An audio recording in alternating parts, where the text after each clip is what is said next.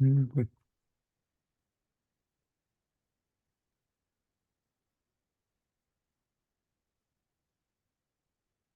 Rồi.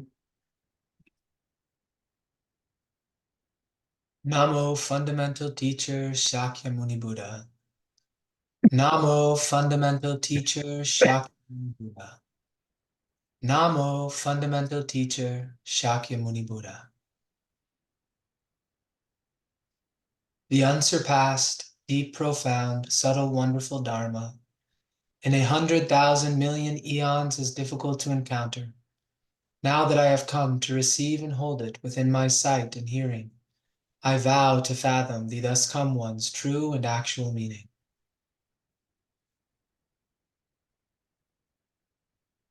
Ừ.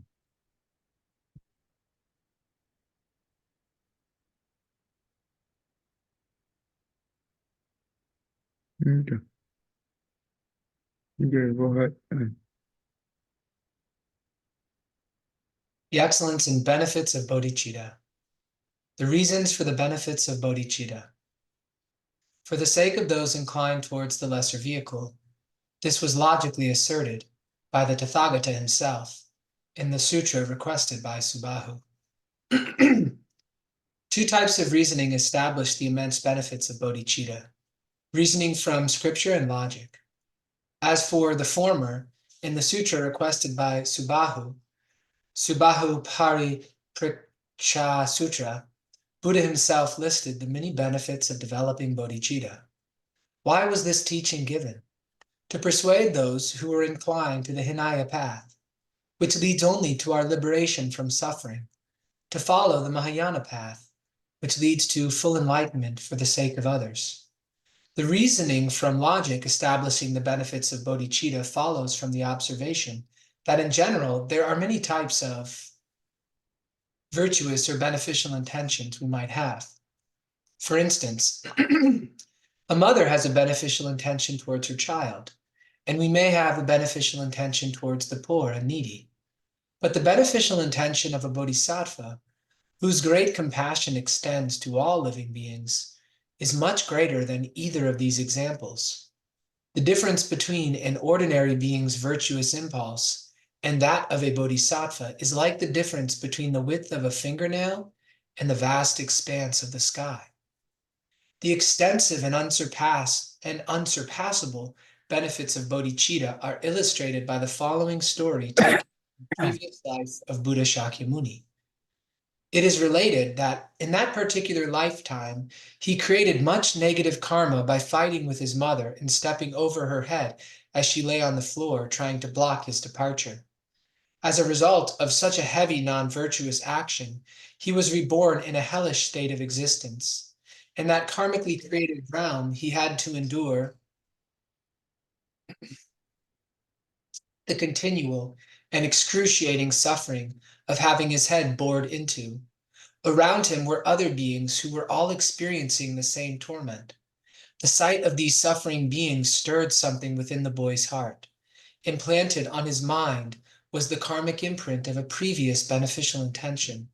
And when this arose in response to the other's torment, he prayed, "How wonderful it would be if all sentient beings were separated from all pains inflicted on their heads. May all such suffering ripen upon me." Such was the power of this beneficial intention that all of the negative karma he had collected from harming his mother was completely purified. Immediately he was reborn in a god realm. Shantideva uses the example of the great merit that arises from a beneficial intention directed merely at relieving the suffering of others' headaches as a standard of comparison. If the merit from such a limited intention is so great, what need is there to speak about the limitless merits of a bodhisattva's pure intention? His intention deriving from his bodhicitta motivation is to separate all sentient beings from all their suffering and lead them to the highest state of enlightenment. The bodhisattva works not only to bring sentient beings temporary happiness, but also to lead them to the ultimate happiness of Buddhahood. Được.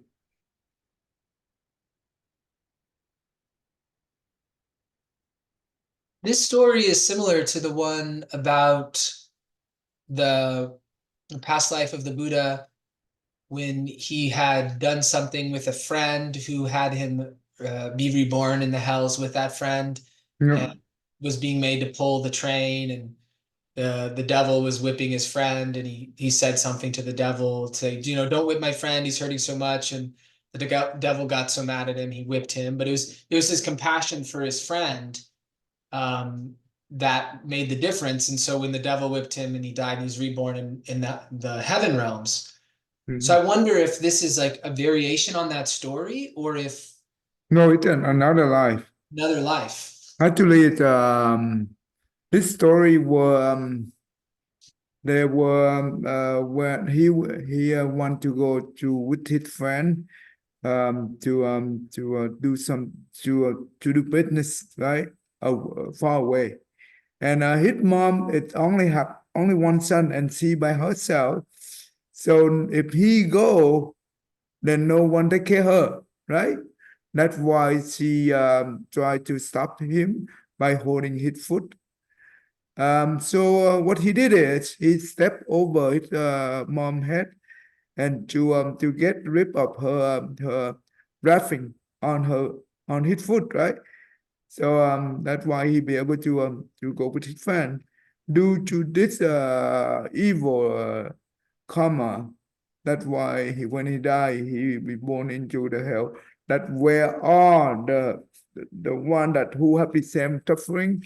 That means they each one of them wear the iron ring on their head, and it caused so much suffering.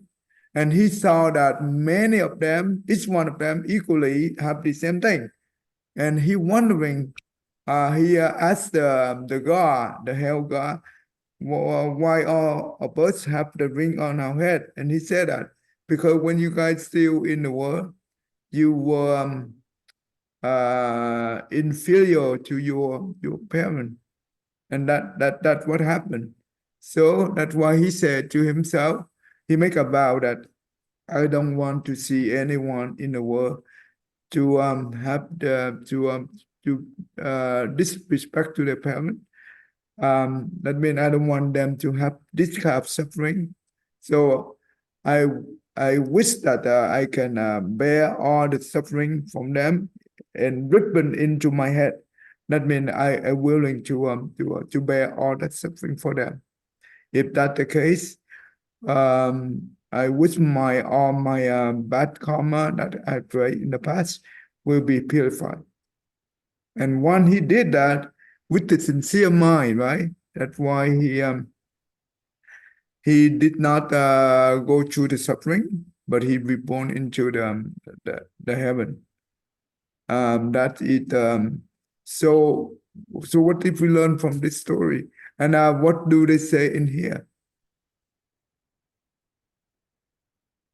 The power of the intention, because it's not even that it's the state of action or engaging. It's really, this is still just the intention of bodhicitta. Right. That it reminds me of a parable, like the difference between heaven and hell. There's that parable about, heaven and hell, you're sitting around a table with 5 foot long chopsticks, and the closest person to you is 5 feet away. And hell is nobody helps each other. And heaven is people are using their chopsticks to feed the other person food. So it's like that idea of just the mind state of where we want to help somebody else. It's protective. It keeps us out of trouble, because that's not going to have us take on bad karma. We're not going to do an action that hurts someone else if that's our mind state. No, but the common people mind, they don't think like that, right? Mhm. Usually we think that if we help other, then that means we have to uh, uh, we have to waste our time. We have to lose a lot of benefit at the beginning, right? Time, energy, and money, material.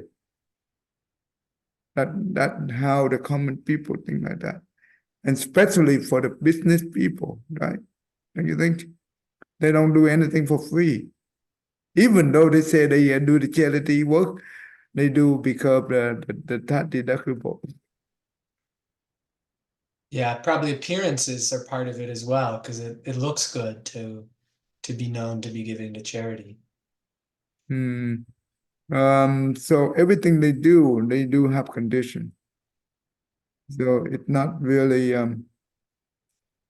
so what can we do? So to this point, and we also see that from the verse they say the sake of those inclined toward the lesser vertical. You know what does that mean, right? Yes. Like Uh, I'm the sorry, art. Yamofak, but I'm late. Sorry. oh, that's okay. Thank you, An. I wish you okay. You are you good? Fully recovery? Yes, yes, I'm recovery. Is to have a little bit gas bubble. Is Mm. about 7%. Oh, okay, that's good. That's Yeah, good. That means yeah. Mofak, 93. come on, yeah. What are you recovering from, Jimmy? Yes, I have William. I have a retina detached surgery. Oh, okay. Yes, I think we talked about that Yeah, previously. yes, it's Yeah. kind of major, and now Yeah. I still have a gas bubble to Okay. in the eye, so it helped to push that to push the retina back into place. So it's Yeah. reduced right now. It had about 5-6%, Oh, but wow. I still sleep on the side, on the left side. Yes, sir. Yeah. Thank you.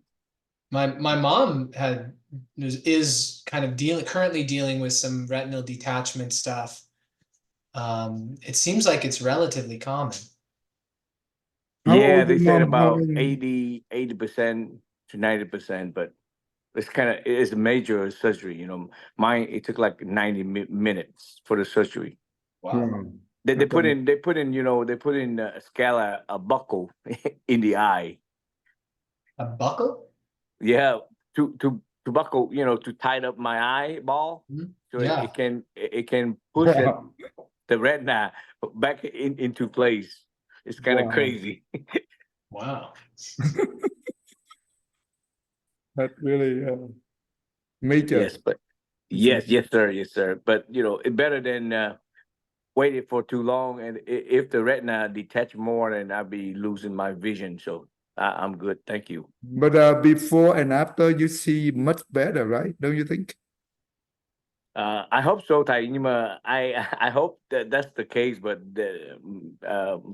not really. Hmm. Okay. Yeah, yeah, But yeah. Vô Phật ba thầy. yeah, Yeah, I yeah. think everything Thank okay. you. Okay, thank you. Yes, sir. Yes, sir. Thank you. Okay, okay, go ahead, William. Sorry. Um, what was I what were we talking about? The less vehicle. Oh, the Arhat, so the way of the Arhat or of the Pratyeka Buddha would be the Hinaya path. Um, and you know who is who? Subahu. Subahu's different than Subhuti. These aren't just different pronunciations. I let me see. Let me see. Let me see. I think because like Subhuti isn't Subhuti the one who's spoken to in the Prajnaparamita? No, the Diamond Sutra. Oh, Subhuti is the Diamond Sutra. Okay. Let me see. Let me see. Hold on. Saputi. Sapati. Hmm. Okay. I hope it's the same name, right? So I don't know Subahu. Mm-mm. Let me see. Let me type in. I thought I know him, but sometimes the pronunciation they have a different written. Yeah. Okay. Let's see. Let's see. Sabahu. Venerable Sabahu. Venerable. Oh, come on.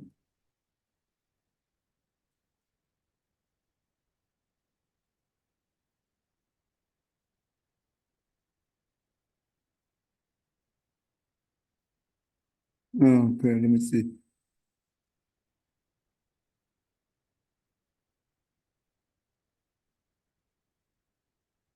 No. Mm. So I'm not too sure. I thought that in the Diamond Sutra, maybe.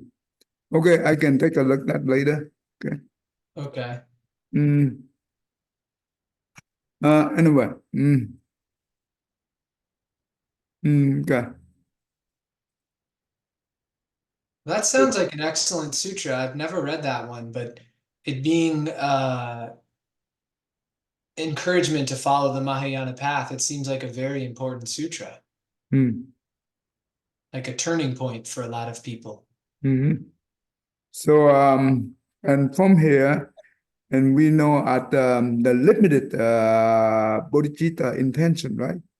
And also limitless intention of bodhicitta, right? Mm-hmm.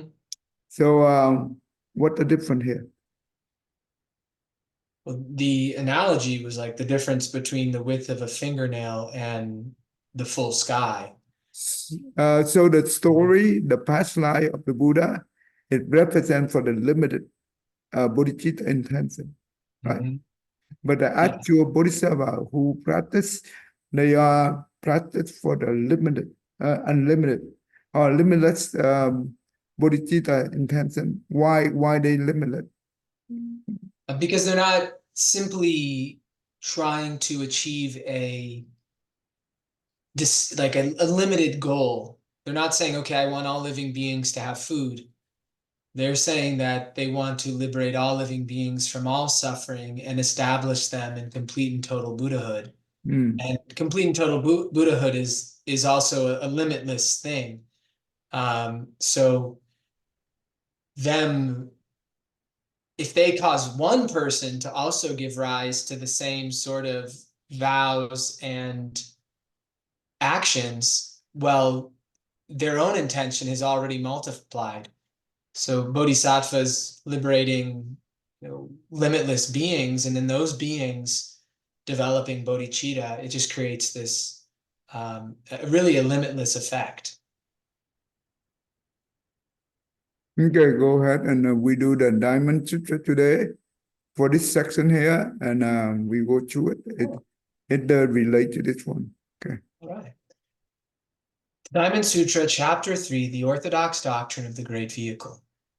The Buddha told Subhati, all bodhisattvas, mahasattvas should thus subdue their hearts with the vow, I must cause all living beings, those born from eggs, born from wombs, born from moisture, born by transformation, those with form, those without form, those with thought, those without thought, those not totally with thought, and those not totally without thought, to enter nirvana without residue and be taken across to extinction.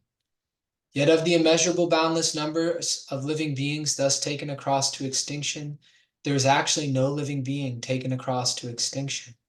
And why, Subhuti? If a bodhisattva has a mark of self, a mark of others, a mark of living beings, or a mark of a life, he is not a bodhisattva. So what do you understand? Wait, is the Diamond Sutra, is that because prajna is like a diamond-like substance? Yeah, the Diamond Sutra is also prajna. Is it the prajna, but it's not the Prajna Paramita Sutra. No, but they also call the Prajna Paramita Diamond Sutra. Oh, okay. Because I remember that one in referring to I think in Swanhua's translation, it's an HUTI, Master Swanhua's from the City of 10,000 Buddhas.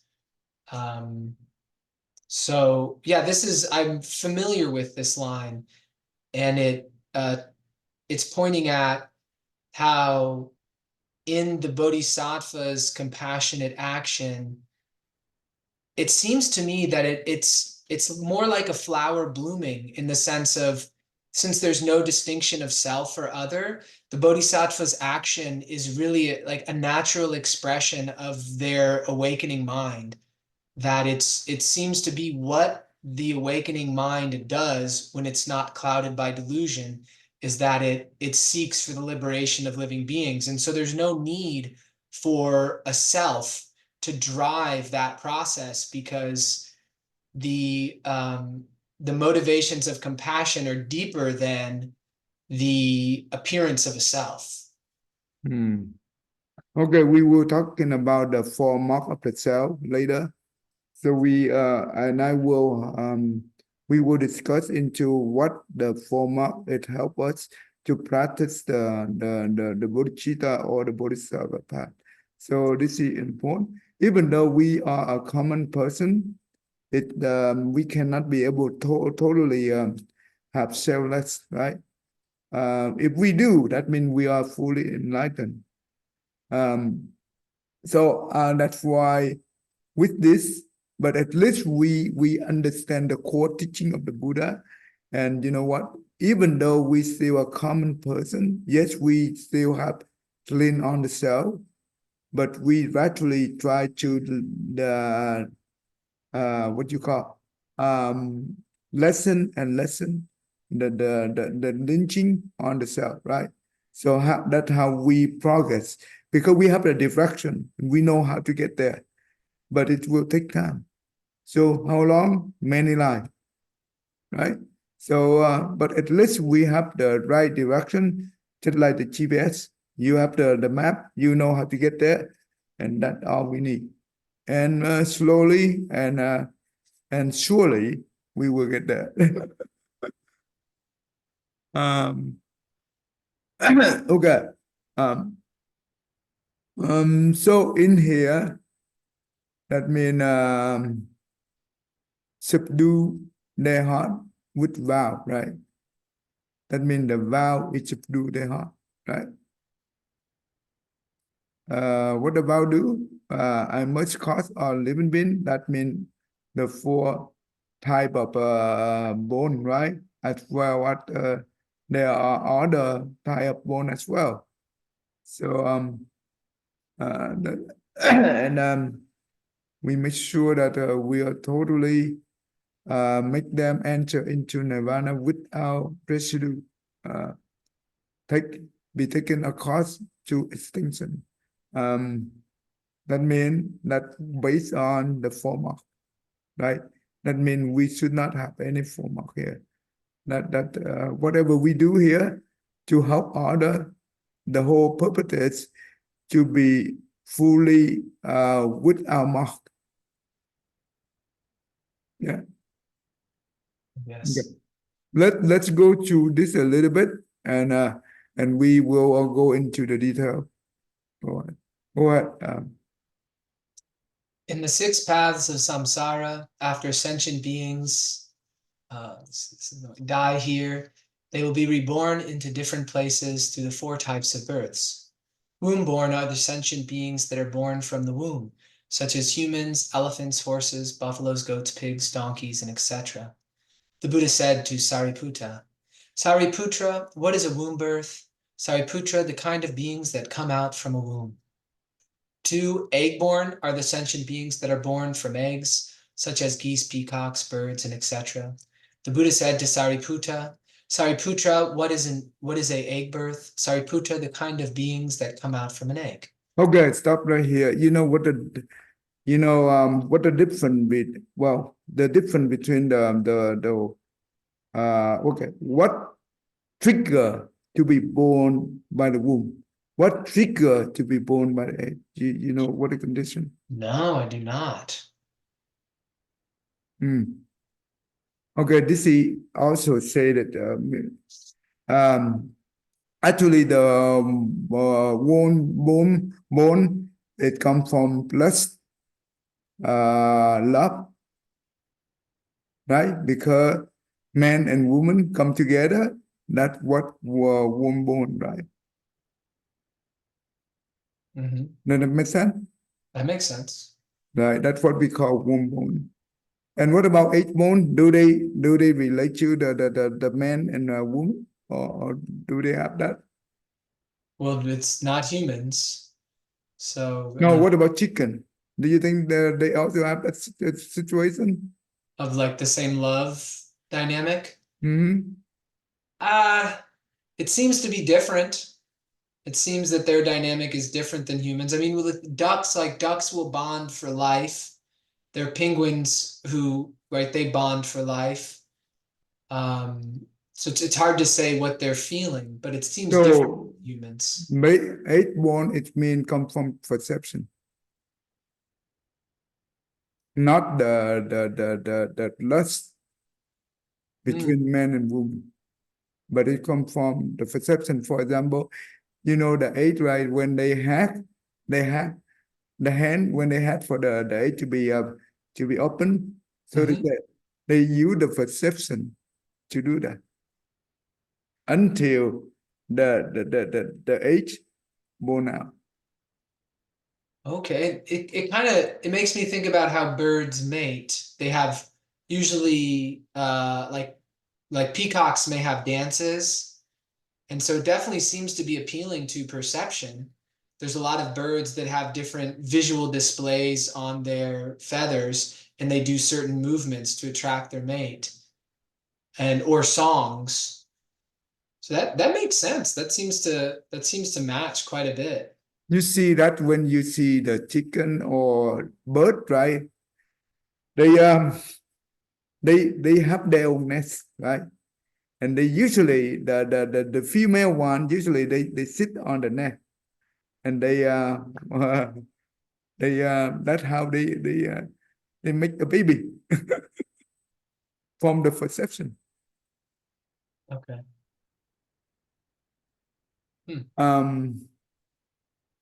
But in the Mahayana Sutra relate to the Pure Land practice, there is saying that between the difference between the love or the lust and the perception, if we have more perception than love, we go higher rank. But if love and perception they are equal, that is human. But if more love than perception, that is lower rank, like an animal. Even more, go to the hungry ghost. Even more, 9 or 10 love, then that is where the hell. Okay. But You like see, really like low love, high perception, somewhere in there, the egg-born. The egg-born, is that like not a level of perception that would get to heaven realms, but not this sort of like lust that would land in a different this kind of perception, they also have many different type of perception as well, right? Maybe the eightborn here, the perception is not the same thing with the perception that we go to a higher realm, right? So, but ideally, between man and woman, right? In general, who have more perception and who have more love. Yeah, if we're like, I would think maybe like lust, love, generally men are kind of thought to be more lustful. And more lust and more love related to woman. That's why woman also the mom represent for the compassion. Because the children is more bonding to the mom than the father, don't you think? Frequently, yeah. Yeah, that's why also love, but if they have a different kind of the level of love, and that will be, well, even though the mom do have the love and kindness and compassion to the children, but that is very limited. Does it make sense? And that kind of love also sometimes causes problem as well. And that's why men, therefore, they have more emotion. I mean, the woman. What do you think? Yeah, generally that's the reputation, yeah. Yeah. So the more emotion we have, the more suffer we get. Don't you think?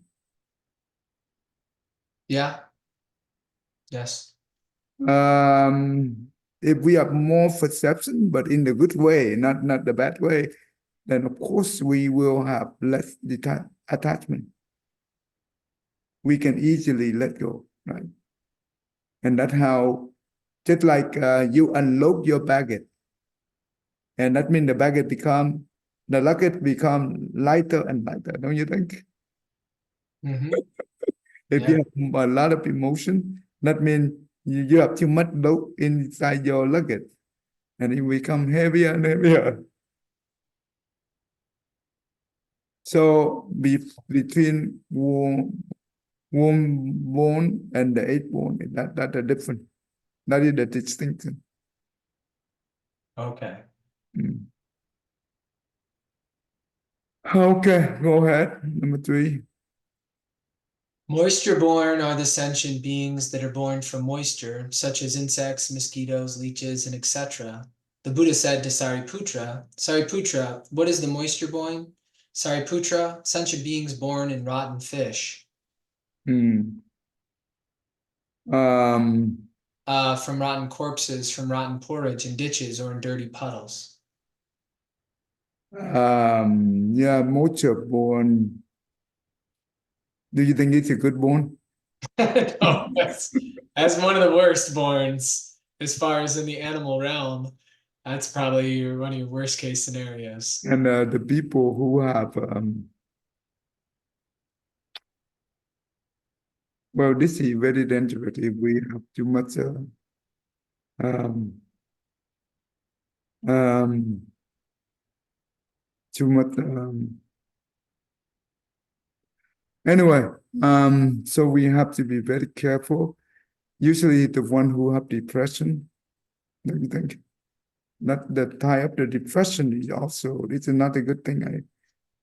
It seems like a lot of the moisture-borne stuff, they're like parasitic, or they're eating they're feeding off of dead things. Because like, mosquitoes or parasites, or I don't know, maybe certain insects are like maggots and such. It seems like someone who takes advantage of the misfortune of others. Hmm. Someone who benefits by the misfortune of others, like mosquitoes benefit by stealing someone else's blood, and they can also spread diseases. Um, But anyway, this is not a good one. no. Okay. Let's see. The birth by transformation. Birth by transformation are sentient beings that are appeared from space with enough body, such as heaven beings, hell beings, bardo intermediate beings, and etc. The Buddha said to Sariputra, what is birth by transformation? Sariputra, heaven beings, hell beings, a small portion of humans, and evil paths. Hmm. So right in the land of ultimate bliss, in Amitabha's Pure Land, one can be born by transformation there. Hmm. In the deepest of the hells, one can be born by transformation. So it can either be really good or it can be really bad. Nothing in between, right? Doesn't seem like it. Yep, I see that too. Yeah. So in the God, right, they only have birth by transformation. Human, we have all 4. Okay. Um, but common is the born, right? Not the common that we have. The animal, right? That is, they do have 4 type of birth. Naga, that means the dragon, birth by transformation. Hungry ghosts, they also have birth by transformation and womb bone. The hell only by transformation. That's why in the Earth Store Bodhisattva's vow sutra, right? And the one who fall in hell, and that means that each day, it million time they die and they alive through the transformation. Mm-hmm. Okay, anyway, because the consciousness. Yes. I remember when we went through this probably a year or two ago, and we talked about the humans and the four types of births. Because that, I think anybody, like say someone's listening to this recording and they're unfamiliar with the concept of humans being born, like also having moisture born or egg born. I remember that we went through some of the stories Right. of that. But obviously to anybody alive today, I mean, those are all just to us, they'd be legends. We'd have no factual like records that would say satisfy someone who had a very skeptical scientific mind. Actually, it's science is very what do you call? It's still very young compared to the Buddha wisdom, right? So in only maybe not even 100 years ago, right? Before that, the science not even I don't know when they recognize consciousness is important. Maybe before 100 years ago, maybe I'm not too sure. Maybe recently. Yeah. I mean, a lot of the philosophers' recognition was definitely informed by the Buddha's teachings because the Buddha so directly influenced ancient Greece, and ancient Greece so directly influenced all other philosophers of the Western world. So, any thoughts about consciousness, even if they did arise in the Western world, they probably still had some of their roots in the Buddha's teachings. Good. I think here, if you want to read a little bit here, they do have yeah, I get this thing from the Buddhist cosmology that we have. You can also read it. So we do have some example here. Oh, go ahead and read that. Yeah. Humans have all four types of births. Humans are born from the womb, such as people at the modern age. Humans were reborn from the egg, such as Sila and Upasila from a crane's egg.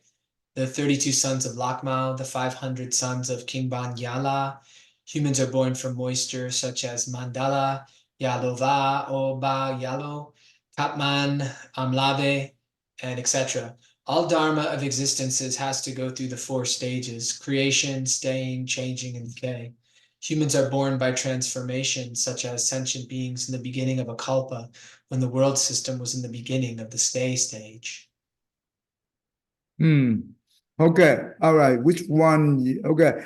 Do you know they say that the transformation in the human born by transformation in the human that come from the sentiment in the beginning of the kappa when the word that means this business come from in the form gram and they come down here and they that is for that the beginning of the transformation born in the human age.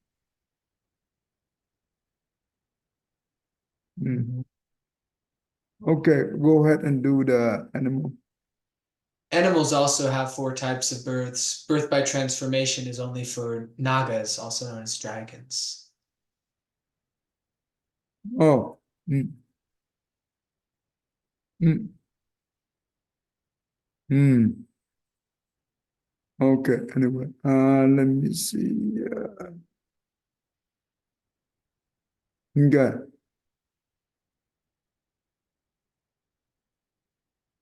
Okay. Okay, let's see.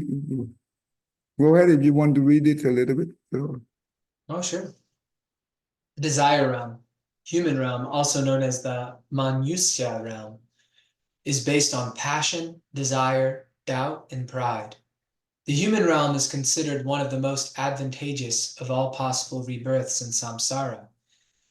Because the people of this realm, if they know how to value the human lifetime to cultivate, then they could reach enlightenment in this life or future lives. However, we usually waste our human lifetime for materialistic pursuits and cause too much sufferings. Therefore, once we lose this body and we end up in lower realms of rebirth, in order to be reborn in the human realm again, one should obey the 5 precepts. No killing, no stealing, no sexual misconduct, no lying, and no taking any intoxicant products such as alcohol. In the lower realms, such as the animal realm, it is very slow and difficult process to accumulate enough merit to achieve a human birth once again. So it may be countless lifetimes before one has another chance. Do you understand the lower realm like the animal? When they fall into that, it's very tough for them to get back. Yeah, that makes sense because there's very little room for choice in the animal world. It's generally you know, if you're a predator, you are killing other animals to survive. If you're not a predator, then you're trying to run away from the other animals and you're just trying to have kids and take care of them and eat food. So there's not a lot of Survival. opportunity to generate blessings. So the survival for instinct. Mhm. So and that's why the theory of the evolution is not work here. Mm. Don't you think? The Darwin? I mean, the theory of evolution really seems to stand up in examples that we see in the fossil records and animals that are alive today. But if we think about it from this perspective of reincarnation, like,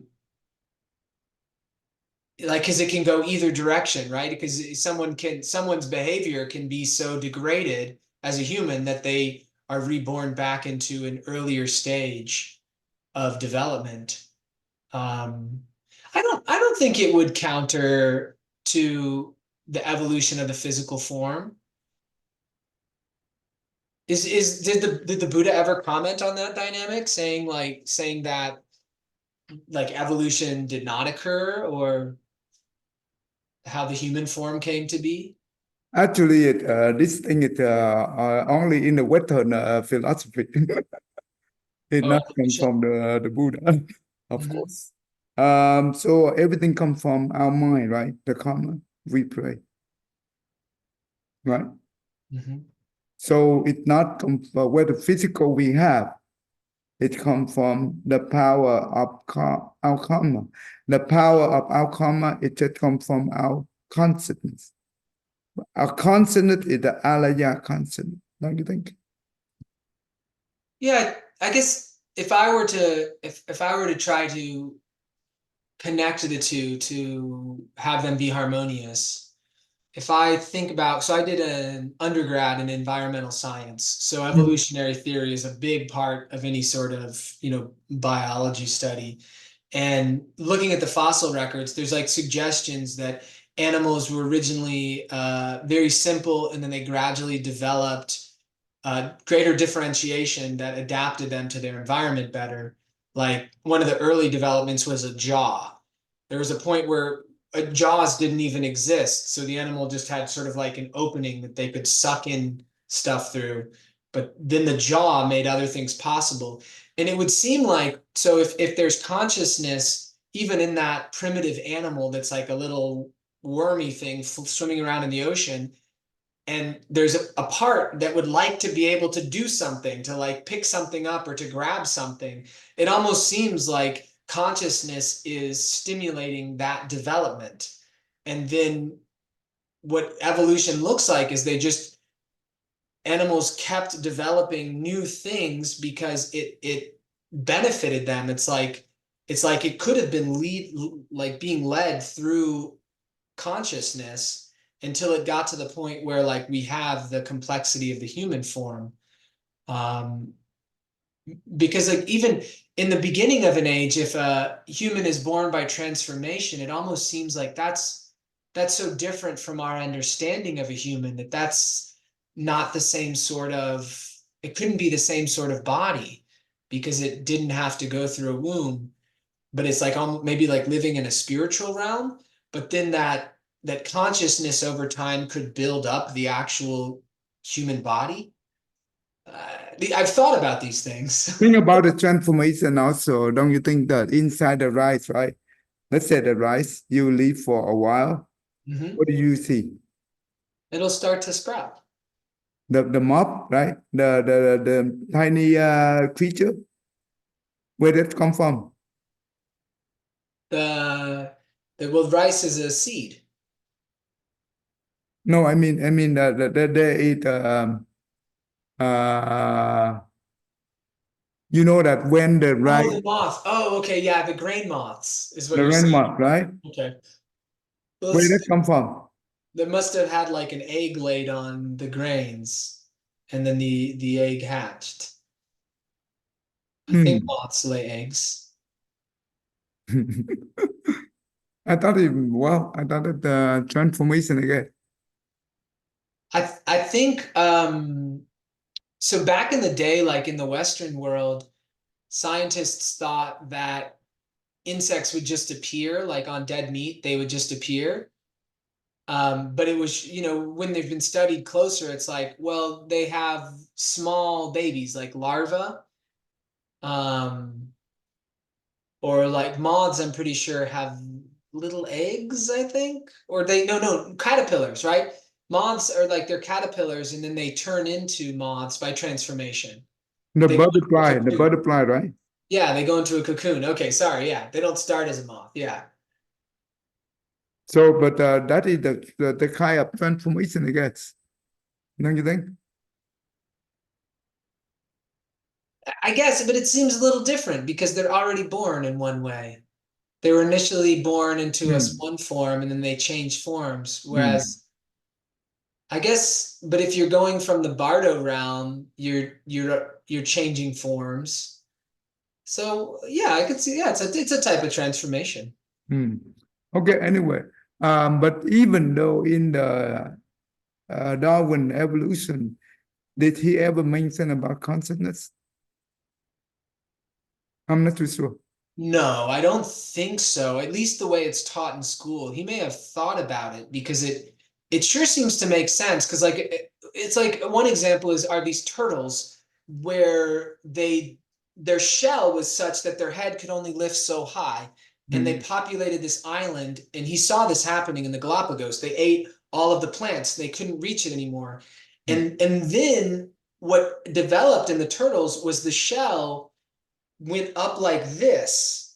So then they could lift their heads higher. So the turtles who were born with a shell that allowed them to lift their heads higher, they had an advantage over other turtles. So because could eat food when the others could no longer reach the food. Hmm. And it would almost seem like consciousness. If I was that turtle and I couldn't reach the food, I would have the conscious intention to wish to be able to reach the food.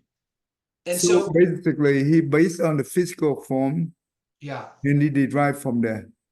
Mhm. So it's not much about consciousness, but that's good. That's good. They can draw up whatever, right? But in Buddhism, it's totally different. Everything comes from the consciousness. The consciousness is the one who create all the good and bad karma. It becomes so powerful. It that inside the Alaya consciousness, we call the stream of consciousness.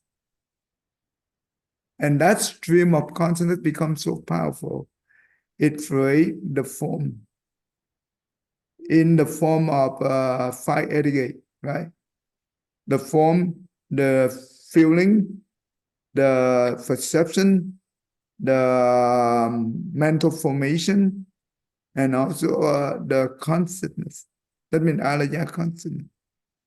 So this is the definition of the living being in the Buddhist view, right? So that's why those variety, it also have a different shape, different form, different type, and born into different type due to the power of the karma. Doesn't matter born by a womb or age, lust or perception, those things come from consciousness. Don't you think? Yeah, I agree that the consciousness is at the core of it. And it makes sense to how rebirths occur, because if someone practices a certain type of consciousness, like an animal-like consciousness, well, then it makes sense that they would match that when they were reborn. Or if they had like a heaven being consciousness where they resonated, their thoughts were like that of a heavenly being, then it would make sense that they would be reborn there. The moisture born is also come from their consciousness that match with this type of condition. And the transformation also match with this type of transformation. That means transformation of this one right here.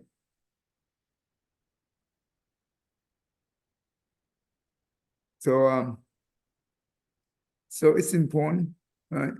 Okay, we can. Okay, that's good for now. Let's go through this, and we. Okay. Okay, now we do the number 5. Okay. Diamond Sutra, explanation of different types of living beings. Or has form, that is a wonderful good or bad species, arising from the combination of delusions about bright colors, wonderful delusions, such as fireflies, pearl-bearing pearls, etc.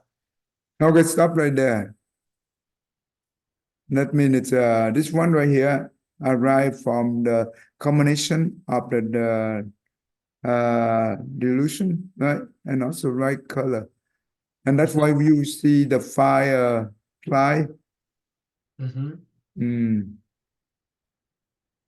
Yeah, pearl-bearing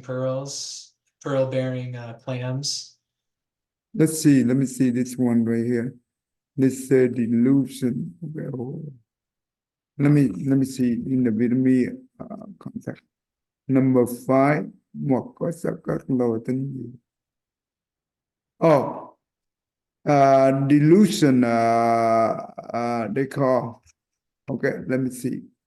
The combination of delusion. That means the perception that is not proper. Okay, or we can call improper perception or false thought or wild thought. That means our mind is very cloudy of those things.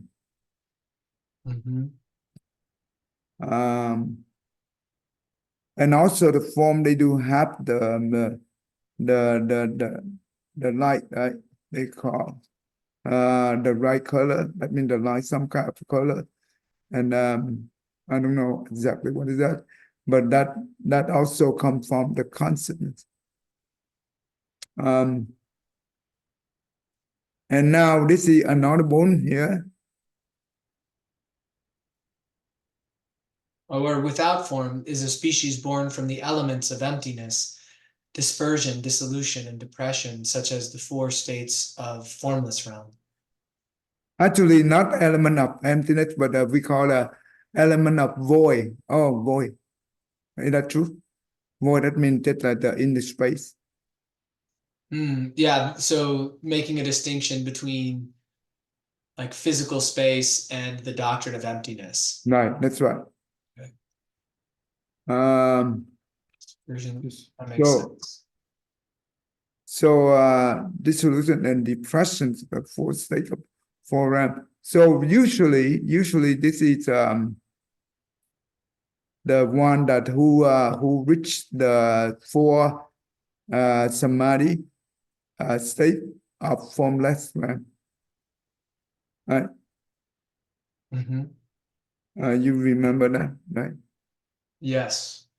Okay. Let's see. Go to the formless realm. Where are you?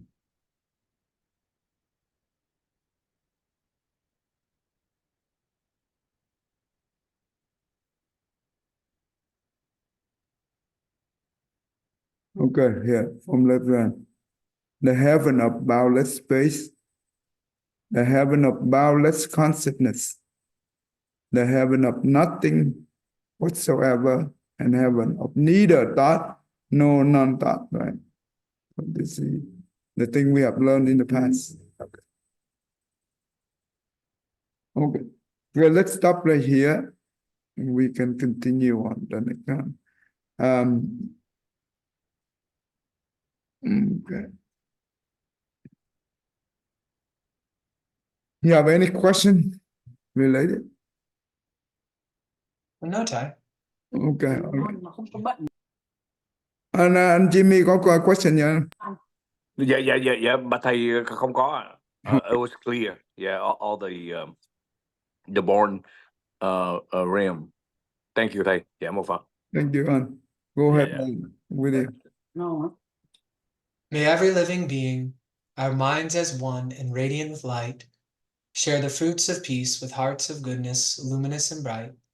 If people hear and see how hands and hearts can find in giving unity, may their minds awake to great compassion, wisdom, and to joy. May kindness find reward. May all who sorrow leave their grief and pain. May this boundless light break the darkness of their endless night.